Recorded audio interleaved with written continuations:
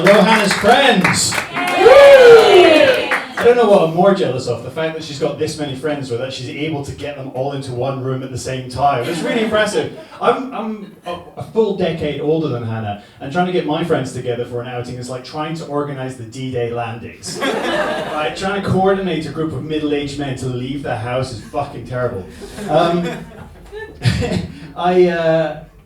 I've had a bit of a crappy week. This weekend I was meant to have one of the best gigs of my life. I was going to be opening up for as a warm-up act for a comedian on tour, and it got cancelled at the last minute. I was very sad about that.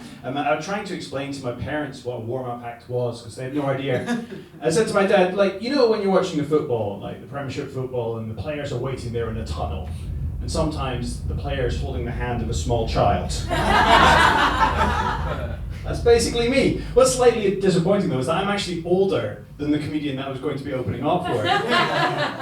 Which just confirms what a lot of my teachers were saying when I was a kid. They say, oh, wee Andrew, he's a lovely little boy, but he's just a little bit slow. Which you could get away with in the 80s. You can't try and are there any teachers in? No, well I have kids and I can confirm if any of the teachers called my kids slow, they'd be hearing about it. But you can't call kids slow anymore because there's so many reasons why children might fall behind in school. There's dyslexia, dyspraxia, dyscalculia, all these reasons that an intelligent child might otherwise not be able to perform in class. And I have what doctors have diagnosed as old-fashioned stupid. No excuse, no reason, just genuinely a bit slow. Fair enough. Yeah, it's come off the back of, not getting this job was a real hassle, because that I could have done with the money. Because I got made redundant a while back, and I've been trying to use like all the kind of apps to find a new job, you know, like Monster Jobs and LinkedIn and Grindr. Wrong kind of jobs you get on there. You might ask, Drew, why did you as a straight man even have Grindr on your phone? It's a legitimate question. I think you might find Grindr on a lot of straight men's phones. But I have it on there for a life hack reason, and you can take this life hack with you and use it. I use Grindr to catfish my local GPs. Literally only way to get face-to-face time with your doctor in 2024. Yeah, you can take that home with you. That's great. The job I got made redundant from I'd had for 16 years, and they made my job redundant and said I was getting replaced by AI. And I was a bit upset about that, because I understand that AI can be quite efficient at doing some menial tasks the kind a slow kid could handle. But the fact is that AI can't do all those little things that human beings do around the office, like saying hello and happy birthday to the receptionist on the way in, you know, or cleaning up after themselves in the kitchen, or investigating who had been stealing all of the Nespresso pods and taking them home. Although I've been reliably told that since I left the company, that is no longer a problem.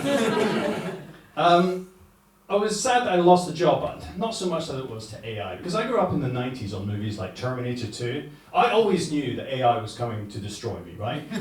I just thought it would come in the form of Skynet, sending back in time a robot, not management sending me my P40 in the mail.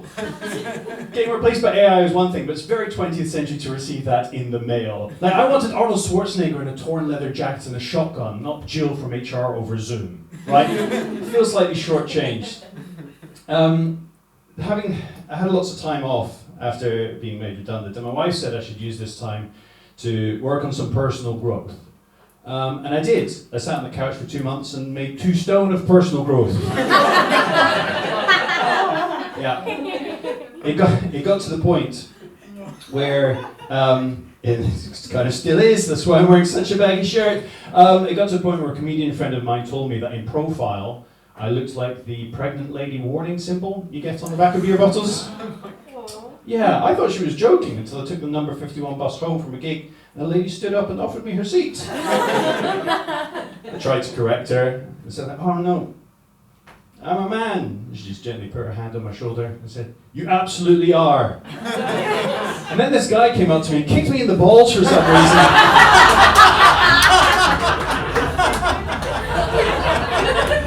Never understood why. He just went, which is it? Which is it?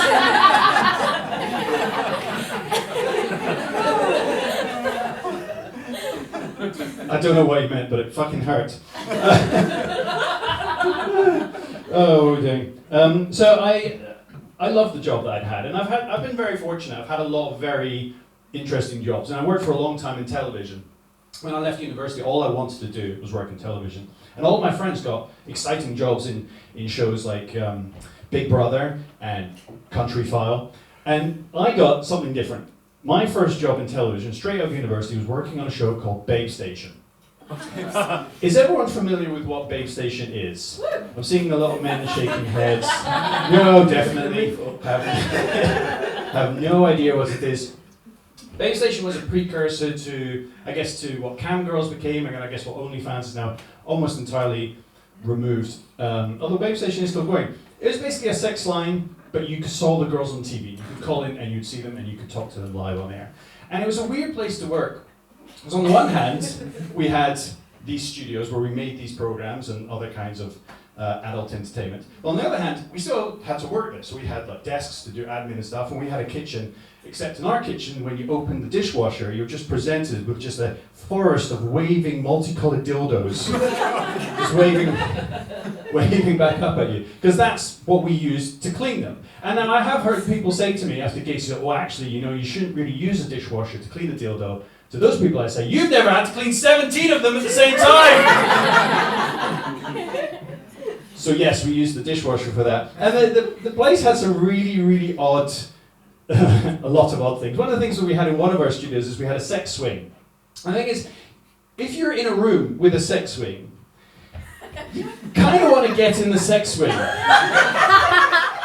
And the shows aren't on during the day, so you're like, I'll give it a go. And the thing is, I don't know how many of you have ever been in a sex swing. Getting into a sex swing is incredibly difficult. Getting out of a sex swing is a two-man job. That's a call to reception I never want to have to make ever again. How am I doing for time? With all this time that I've had off, I decided to help out more with my kids at school. My son, who's 8, had a school trip planned to the Natural History Museum, and I volunteered to go along. And I thought, you know what, I want to be the cool dad. I want to look cool for my son, so I put some cool jeans and trainers and a leather jacket. And it was a bit overkill, because those kids didn't give a fuck. They took him around the museum. One of the little shits I was looking after, at the end, someone asked him what his favourite dinosaur was, and he pointed at me. This is a generation of kids who have grown up without the idea that they can get hit for any reason. And right at the end of this trip, when the head teacher said to all the kids, look, it's a long train journey home, can we all just go to the toilet before we go? And all the girls go off into the girls' toilets, and all the boys go into the boys' toilets. And the teacher says to me, Mrs. Stearne, do you mind going in with the boys? Because there were no other dads on this trip, and there were no male teachers. And there was someone going in with the girls, and they just wanted someone to make sure that they were all okay. I go, okay. And in the time it took for me to agree to that and step into the toilets, it turned into like a reenactment of the Somme. It was just piss and shit and screaming kids everywhere. And I'm just standing there, and I realised that all the kids in here are wearing school uniforms. And all the teachers outside have these bright yellow high-vis jackets, logo of the school in the back, big laminated badges. There I am, in my leather jacket, just watching. And it occurs to me that this might look a little bit weird. And just as that occurs to me, this tourist walks in and surveys the carnage going on, and then looks at me, and somewhat concerned just says, are you their teacher? And I looked him dead in the eyes and I said, no. I'm just watching. Ladies and gentlemen, I want Hannah's friends to be my friends. You've been brilliant. My name is Drew Stearne. Enjoy the rest of your afternoon.